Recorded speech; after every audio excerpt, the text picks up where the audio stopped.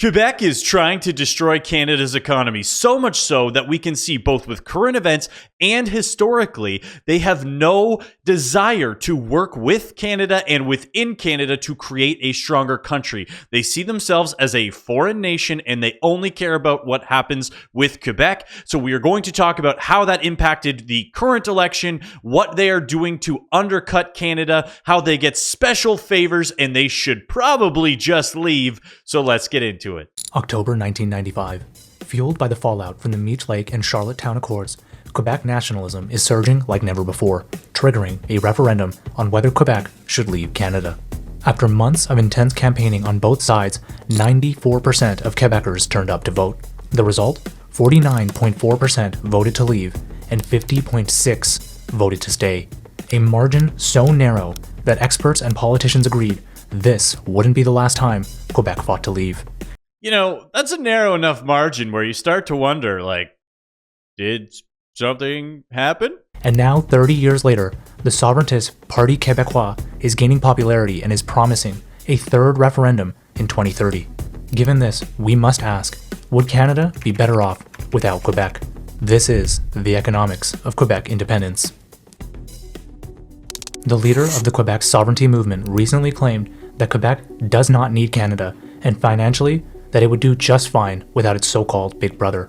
But they're so pompous about the whole thing too, because I always see, well, our GDP is huge. It's big for Canada, and we'll get into those numbers. But we don't even need Canada. Well, you're the ones sticking around. You guys call yourself a foreign nation, so, Is this true? Quebec has the second largest economy in Canada, generating $450 billion of GDP. However, on a basis, Quebec is actually below the Canadian average. This matters because despite Quebec's lower economic output per person, they are afforded a higher quality of life for one simple reason: federal handouts. In 1957, the Canadian government introduced the Equalization Program. The idea was simple. They wanted to make sure that they leveled the fiscal playing field between the have and have-not provinces. The way that they would do this was by shifting tax revenue from economically stronger provinces to weaker provinces. Now, if you're remotely intelligent, you might say, wouldn't this reduce any incentive for provinces to improve their situation? And yes, you would be right. Since 1957, Quebec has received equalization payments 68 years in a row. In today's dollar terms, Canada has distributed $490 billion to Quebec, 52% of all equalization payments since inception. So, that's one province. One province is representing 52%. You know what? Let's call it what it is. It's the welfare. It's been, marketed as these equalization payments, and it's just to make things fair. It is essentially welfare. It is just a way to keep them happy because they are underperforming. Sounds like an economic powerhouse to me. On the other hand, provinces like Ontario, Alberta, and BC combined represent 3% of all equalization payments. Inflation adjusted, in the last 10 years alone, Quebec has received $138 billion. Just so you can see how staggering it is, this is basically Manitoba's one of the next provinces that receives the most amount of the equalization payments, and then that's Quebec in the blue bar beside it. That's how staggering it is that they are so far ahead of every other province. And it's is Manitoba that big of an economic powerhouse? What's going on? $1,000 per resident in the have provinces. Without Canada, Quebec would be losing $13 billion per year, or about $1,600 a person. But there is an even darker side to this. The equalization payments take into account natural resource revenue. Think mining, oil and gas, lumber, and in Quebec's case, hydro. Natural resources like minerals or oil and gas are set by the market, meaning the province has no control over how much to charge. However, hydro is a renewable resource that is generally controlled directly by the province. Hydro-Quebec currently charges Quebec citizens around 8 cents per kilowatt hour, which is much lower than what they sell electricity. Hey, Alberta, look at that. 25.8 cents versus Quebec's 7.8 cents, while you guys are sending the money for in the US market. If Hydro-Quebec charged market rates to Quebec citizens, equalization payments would likely come down by nearly 50%. What does that mean? Well, in essence, Canada is subsidizing Quebec's cheap electricity. Were it not for equalization, Hydro-Quebec would be forced to charge market rates for electricity. The citizens that have subsidized Quebec's lifestyle more than any other are Albertans. Alberta has historically had a very strong economy due to their oil and gas industry. As a result, Quebec has benefited directly from oil and gas. Given this reality, it may come as a surprise that Quebec vehemently opposed Energy East, a pipeline that was expected to generate $10 billion in tax revenue and contribute $25 billion to GDP. But why would they support it? They don't need to. They receive equalization payments no matter what. In fact, it's in their best interest to say no to additional projects and maintain their current status quo. The hypocrisy is shocking. However, tax revenues and oil projects are not the only concessions made for Quebec. It's huge from like the energy, because here's the thing. What is the number one thing that we always say Canada has a lot of, that we could invest in, that we could help turn around? We can start to build sovereign wealth funds. We can do all of these things using Canada's energy potential that we have. And because the other thing is, a society can only grow to its energy potential. Look at what's happening in Europe right now. They're having major power outages because they've been focusing on renewables and they're having all these problems. So society grows to its power and energy levels.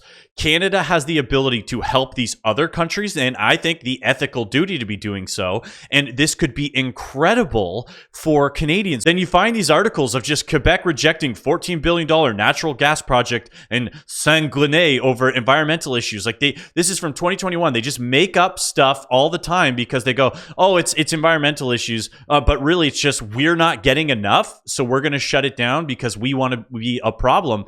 And you see these things going, okay, here they are actively battling against, and this is so much bigger because they're taking the money out of Canadians' pockets, because that $13 billion in equalization payments could be spread around to other provinces who could be using it for investing and growing their economies, these energy projects, all these things. Like, imagine if Alberta had an additional $13 billion that they could now take and invest in their energy products and their infrastructure there, so that Canada could be doing even better. And instead, it goes to Quebec, it gets set on fire there, and then Quebec doesn't like Canada and doesn't want to be a part of it. And their federal leader is saying, I don't even want to be in charge of Canada. I just want to represent Quebec.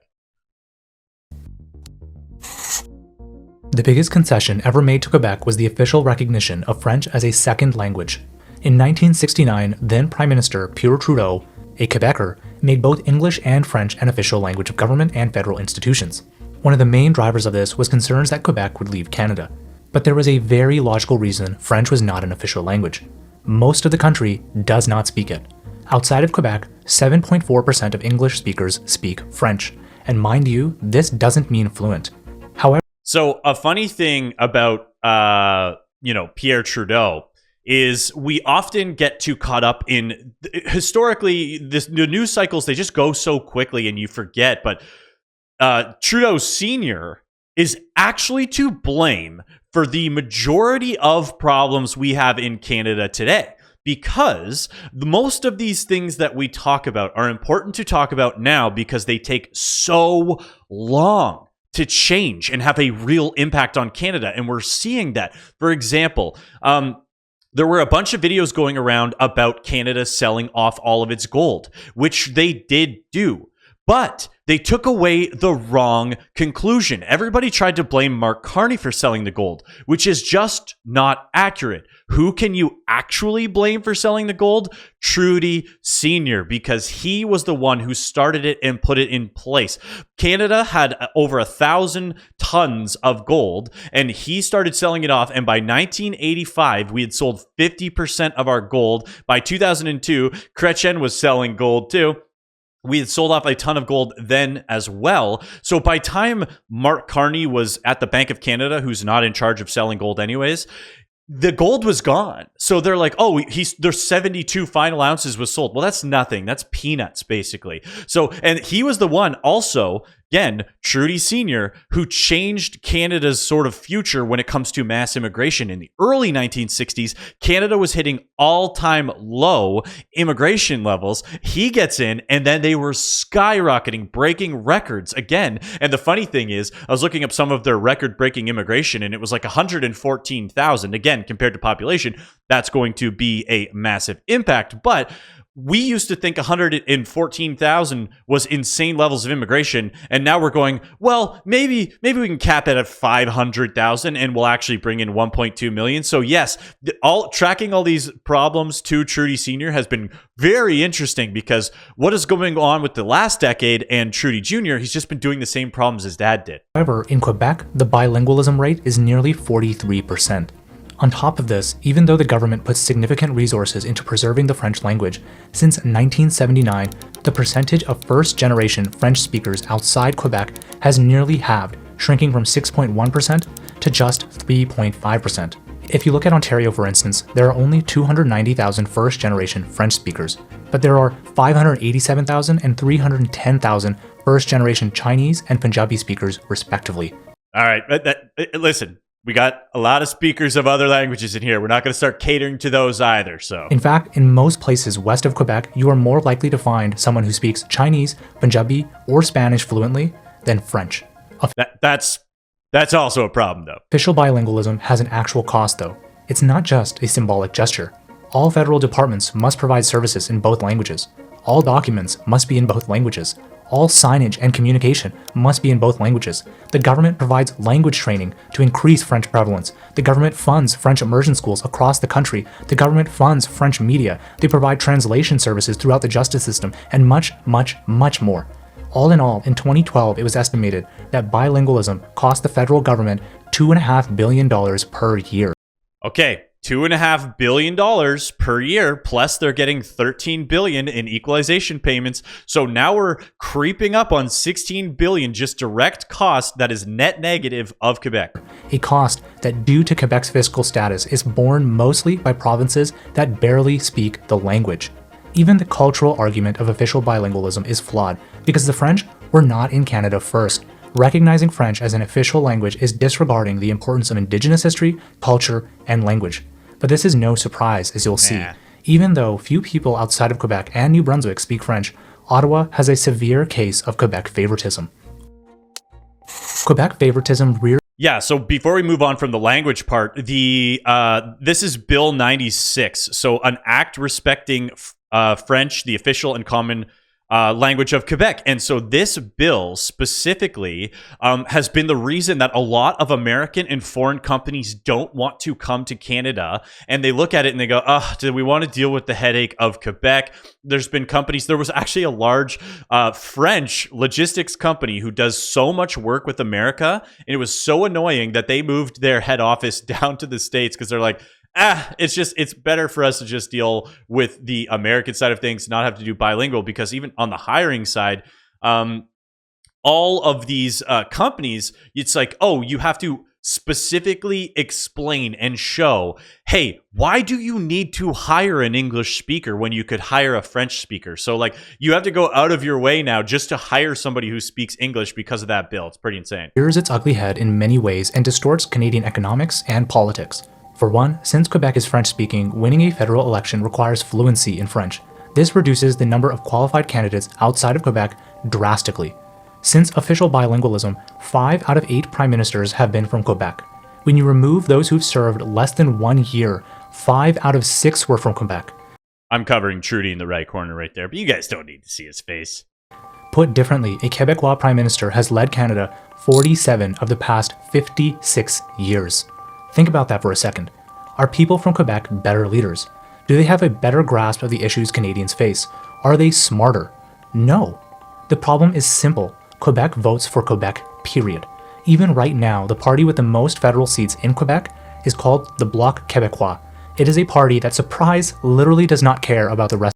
Yeah, if you can't read that, it says, I doubt it because I still believe Quebec will do better when it becomes a country, he said. So I'm not the one that will fight to have a nice, beautiful, and united Canada. Wow. Is that a guy we want in any level of federal leadership? Do we want him in any capacity to have a vote on what impacts all of Canadians? And I understand that as an MP, you are supposed to be representing your riding, but we all know if you are in a federal party, basically everybody toes the line for that federal party and votes on behalf of that. So the fact that Quebec has such a large voice, 78 seats in Parliament, basically, not that the Bloc has all 78 seats, but they're clogging up the system that much, and this guy has the mindset. Like, look at the answer that he gives to this question here. He considers himself a foreigner in Canada's government. It's wild. Yesterday you said that you were an MP in a foreign parliament. Yeah. You are working pretty hard to hold the balance of power of that parliament. Isn't it this the definition of foreign interference? We are, either we like it or not, part of an artificial country with very little meaning called Canada. Do you hear that? He is part of an artificial country with very little meaning called Canada. And I don't totally disagree, because Canada now basically has 3 large economic zones. And I'm being specific by saying economic zones because I don't really consider GTA Canada anymore. And that's Greater Toronto Area. And yes, that's like 10.5 million people of Canada's population are in that frickin' corridor. And you look at it and you go, all right, well, what is the uniting factor that makes that group of people around the GTA Canadian? What is? Because I can't think of anything. There's no uniting single underlying factor that goes like, hey, the Greater Toronto Area, they're all Canadians because blank. Like, there's just nothing there. So seeing him say this, it's like, yeah, I actually agree. And so absolutely, Blanchett, you should leave, because you're not part of Canada. So Quebec should leave. We should have your referendum. Alberta, please stay. We need you. Many people in Canada write to me and say, we'd like to have the same as Quebec has. As long as we're part of it and we get elected in this parliament, we are entitled to any right and privilege and opportunity being provided by the persons who vote. And I will relinquish none of them. Yeah, this guy, okay, as a politician who represents Quebec, he does a great job. If I was somebody who was in Quebec, I would be trying to get him in so that Quebec could become its own nation, and then you guys would be on your own. And I wish that we had a leader strong enough who is going to represent the nation of Canada, as well as he represents Quebec. Rest of Canada. This creates a system where the minority rules. Very little can get done without providing substantial concessions to Quebec. The most common concession is through business support and favoritism. Infamous Canadian transportation company Bombardier has received $4 billion in federal funds since 1966, with a few billion of that coming in the last 10 years. The Public Sector Pension Investment Board, which manages $243 billion for the RCMP and armed forces, is headquartered in Montreal.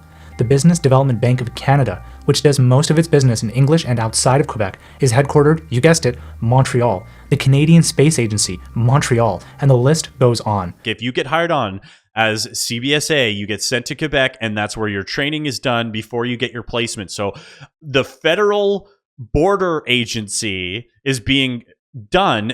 And so, which is crazy, because we talked about the $16 billion that Quebec is already getting. Now look at all of those billions and billions of public sector jobs, so taxpayer unproductive roles. I mean, unproductive as in they are not actually producing anything. It's money being paid by us, the taxpayers, the other provinces. And that is going to Quebec. So those aren't jobs. Like, that's not part of their economy. That's not real. It's not anything, because when the CBSA, the Canada Border Security Agency or whatever, is financing people's living in Quebec, that's just another type of public funding for Quebec jobs. So that's 16 billion that we're at. It's going to be a staggering number when you include all of these government agencies out of Quebec. Montreal, Toronto, and Vancouver don't have any major federal entities headquartered there. Why? Because they don't demand it like Quebec. To make matters even more frustrating for Canadians, Quebec receives all of this favoritism while rejecting the principal elements of the Charter of Rights and Freedoms, the Canadian equivalent to the US Bill of Rights. For example, Quebec used the notwithstanding clause to restrict the use of English in the province.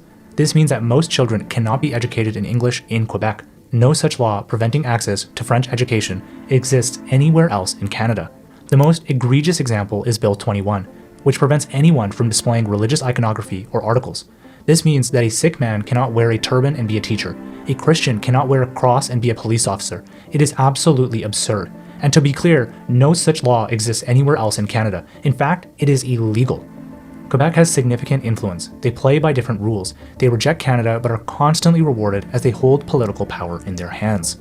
Speaking of rewarding, don't forget to sign up for Wealth Simple. It's in my link down below. You get $25, I get $25. It helps support the channel. I'd love to be able to do this full time. And I believe in Wealth Simple as a company, a Canadian company, not Quebec. And so sign up. It helps both of us.